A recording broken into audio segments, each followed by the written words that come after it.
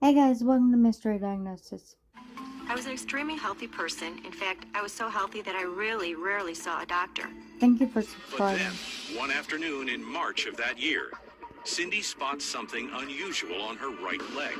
At the end of the day, I noticed I had a 3 by 5 inch bruise on my leg. Blood vessel condition? What was odd about that was I couldn't really put any specific thing to what would have caused such a large bruise. We'd always joked that she bruised very easily, so it wasn't a surprise. I wasn't too alarmed about that bruise. What was odd about it, though, was it was seeming to take a really long time to fade away.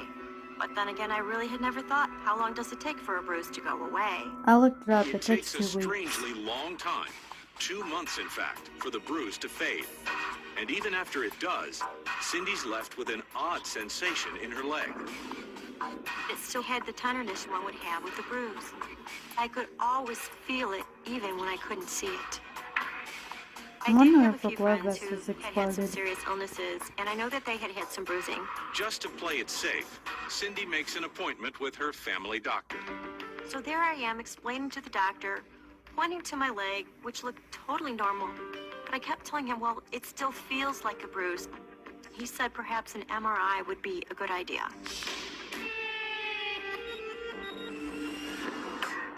Sure enough, the MRI reveals inflammation deep in Cindy's leg tissue. A sign, the doctor says, that the original injury hasn't completely healed. When he told me it was a deep tissue bruise, I felt a sense of relief. So it seemed almost to be the end of the story. But 2 weeks later, not only is her leg still sore, but the bruise has returned. I know what this It is. was very, very red and very blue. It was every bit as bold as the first time I had noticed it way back in March. This was very puzzling to me.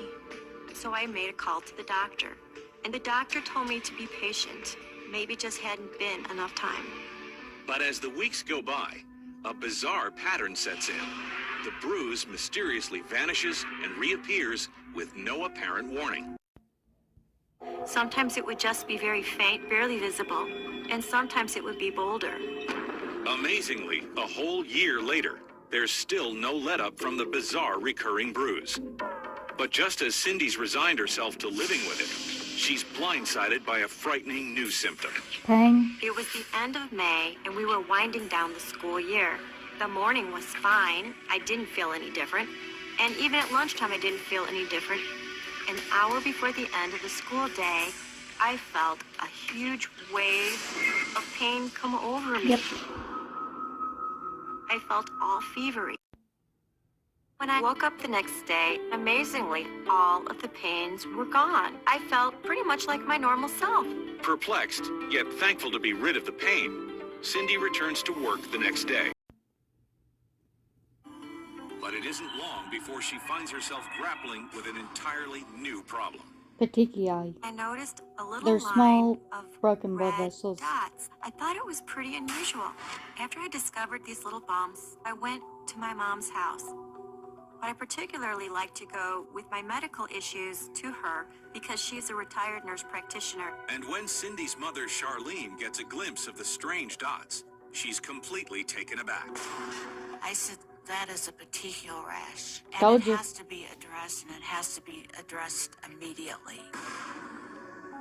Petechiae are pinpoint-sized red dots caused by broken blood vessels under the skin's surface. The only thing that I could think of is that people who have blood disorders get petechiae. Determined to find out what's been making her so sick, Cindy visits one specialist after another.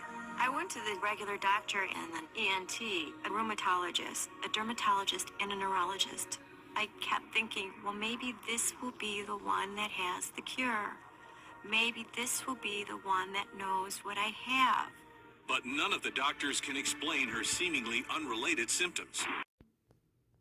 The pain got bad enough that she couldn't comfortably walk. She The had problem is she's not other visiting the things right in order to move doctor. around. Feet She were should be really seeing someone for hypersensitive to her anything. blood She vessels felt or like blood. her feet were actually on fire sometimes. Even having the sheet on my feet was painful. I'll give you guys a hint. This condition is serious. Discovers something alarming. Cindy has blood and a high level of protein, a common sign of kidney failure. So I recommend to her that we do a biopsy of her kidney. It is microscopic polyangiitis. It's a type of vasculitis like regular granulomatosis. But what microscopic polyangiitis does, it inflames small blood vessels. Microscopic polyangiitis. Yeah. Microscopic polyangiitis is a rare autoimmune disease in which white blood cells malfunction. In a healthy individual, the body produces white blood cells to help fight off infections. But in patients like Cindy, these same cells are defective and attack blood vessel walls throughout the body, causing severe inflammation. We don't know exactly why this happens, but there's some trigger that makes your immune system go haywire. I usually skip over this part to make my videos shorter. What one doctor thought was a deep tissue bruise was, in fact, the initial onset of the disease. The bruising in Cindy And plus you get was basics. caused from inflammation of the small blood vessels within the skin. When that occurs, these blood vessels can rupture and cause leakage of blood into the tissue. As her disease progressed, Cindy's malfunctioning white blood cells continued to multiply and eat away at her blood vessel walls, resulting in debilitating pain. But also narrowing of these blood vessels can occur, and that too can contribute to the muscle pains. And that there is no definitive cure. Dr. Kataka comes up with a two-pronged treatment plan to deal with Cindy's inflammation and her overactive white blood cells. The treatment for Cindy involved using two drugs, prednisone and cyclophosphamide. Prednisone is a very potent anti-inflammatory agent, and both prednisone and cyclophosphamide suppress her immune system. Cindy had an excellent response to these medications. That's great. Within a relatively short period of time, her symptoms all gradually resolved as well.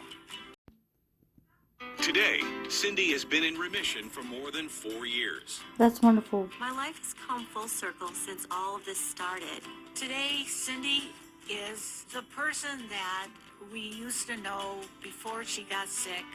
Determined to make something positive out of her harrowing experience, Cindy has started a support group for people with her disease. What I would say to people who are in a similar situation to I was, that are ailing, be your own advocate. Make those calls. It's all about you, and it's about saving your life and getting your health back into shape. Thank you for watching. I'll see you next time.